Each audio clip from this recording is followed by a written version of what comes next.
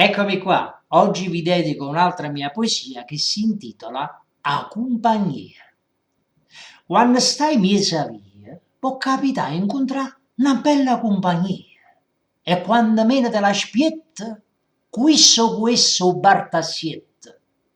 Scagna una chiacchiera una parola, passo tempo e te consola. Non c'è sta cosa più bella e fa assieme comunella, non pensando manca a mascherina, che te l'hai vociata e t'arrovina.